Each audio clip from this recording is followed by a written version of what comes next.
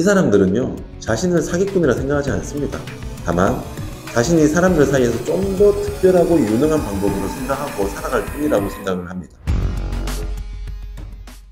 안녕하십니까. 법무법인 PK 대표 변호사인 변준석 변호사입니다. 사기꾼들의 특징을 살펴보면 대다수가 속을 수밖에 없는 치밀함이 있기 때문에 피해자들이 이에 속았다고 해서 잘못은 아닙니다.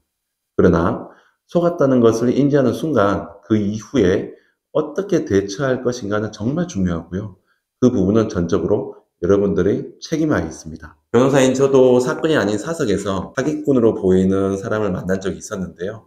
그 당시에는 그 사람이 사기꾼이라는 건 전혀 생각지도 못했고요. 오히려 그 사람의 언변에 감동해서 이런 사람이 있더라, 정말 대단한 사람이다 라고 주변 사람들에게 떠들고 다니기도 했습니다. 그런데 이를 들은 지인들이 그 사람 좀 이상하다, 제대로 좀 알아보라 라고 하길래 저도 혹시나 하고 한번 파보았더니 와, 그 사람 말이 맞는 것이 하나도 없는 거예요. 그제서야 내가 속았구나 라는 것을 인지하게 되었습니다. 제대로 확인하지 않았다면 깜짝까지 저도 속았을 것이고 작업을 당했을 것입니다. 자, 오늘은 경험을 통해 알게 된 사기꾼의 특징 14가지에 대해 말씀드려 볼까 합니다. 첫 번째, 되게 말이 많고 화려합니다. 자신을 과시하고 상대방을 현혹시키기 위해 과장된 표현을 자주 사용합니다. 주된 특징으로는요, 자신이 어떤 사람인지에 대해 치장하는 말을 자주 많이 합니다. 예를 들면 내가 누구를 알고 예전에 무슨 자리, 어떤 높은 자리를 누렸으며 어떠한 것을 가지고 있고 앞으로 매출이 얼마가 될 것이며 등등 가만히 들어보면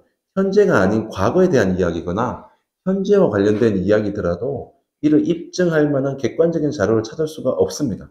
오로지 말뿐입니다. 둘째, 신뢰성이 있는 사람으로 가장을 합니다. 전문 직업이나 높은 사회적 지위를 가진 사람으로 자신을 포장하려고 합니다. 예를 들면 동명이인의 전문 직업인이 있는 것을 이용을 해서요, 내가 의사다, 세무사다, 회계사다, 변호사다 라고까지 거짓말을 하는 사람도 있는가 하면요, 현재 많이 알려져 있는 정치인, 공무원, 유명인과 확인하기 어려운 깊은 친분관계를 내세우면서 그 사람과 자신을 동일시키는 언변을 내뿜습니다. 셋째, 거짓말을 정말 자연스럽게 합니다. 정말 거짓말을 진실처럼 말하고요, 작은 거짓말부터 큰 거짓말까지 아주 일관되게 자연스럽게 합니다. 듣는 사람의 입장에서는 도저히 진실이 아니라면 이 정도의 거짓말을 할 수 없다라는 생각할 정도로 거짓말을 정말 자연스럽게 합니다. 그리고 불필요할 정도로 디테일한 사항까지 알려주는 모습을 보임으로써 신뢰를 높이려고 합니다. 넷째, 계약서나 문서 작성을 상당히 꺼립니다. 즉, 구두 약속만으로 일을 처리하려고 합니다. 문서 작성을 했다가는 그것이 추후 자신의 발목을 잡을 것임을 잘 알기 때문에 빠져나갈 구멍을 만들기 위함입니다. 몇십억대의 사기 사건임에도 간단한 계약서조차 하나 없이 사기꾼의 말만 믿고 돈을 건네주는 경우가 허다합니다. 그런 경우에 법의 영역에서는 피해자 입장에서 아주 불리한 상황에 처해질 수가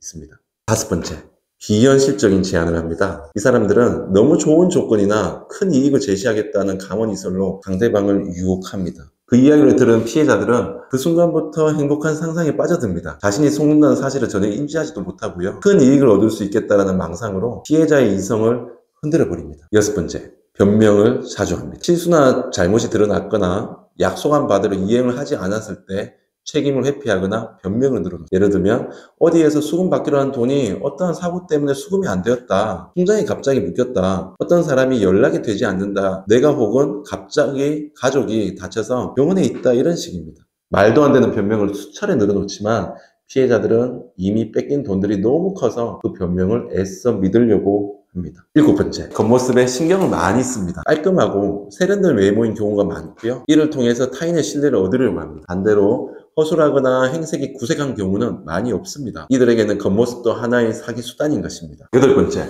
처음에는 지나치게 친절합니다. 처음에는 친절하고 호의적인 태도로 접근하고요, 빠르게 친밀감을 형성하려고 합니다. 그런데 시간이 지나면서 본성을 드러냅니다. 친절하고 호의적인 태도로 상대방의 장벽을 스스로 허물게 한 후에요, 무방비 상태가 되었을 때 비로소 본성을 드러내고 피해자를 속이려는 자세에 돌입하게 됩니다. 아홉 번째, 정보를 교묘하게 숨깁니다. 가만히 말을 들어보면요, 사실 거짓말을 하지는 않는 경우가 많습니다. 다만 제일 중요한 정보를 숨기거나 살짝 비틀어 제공합니다. 나중에 이들은 재판을 받으면서 나는 이 사람에게 착오로 어떠한 사실을 알려주지 않았을 뿐이지 거짓말을 하거나 기만한 것은 아니에요 라고 하면서 거칠게 항변을 합니다. 보도의 수법입니다. 10번째, 다양한 사람을 자기 주변으로 끌어들입니다. 나름 유명하다고 보일 수 있는 여러 사람들을 끌어들여서요, 자신의 세를 과시하는 방법으로 상대방과 신뢰를 형성하려고 합니다. 끌어들여지는 사람들은 정작 사기꾼들의 그런 속셈을 전혀 알아채지 못합니다. 전형적인 사기 유형인 다단계 사기, 코인 사기 등을 보면 유명한 석학이나 의사, 연예인들을 끌어들여서 자신 집단의 신뢰성과 정통성을 과시하려고 합니다. 나중에 사건화 되었을 때 끌어들여진 연예인들이나 의사 등은 되게 이런 말을 하더군요.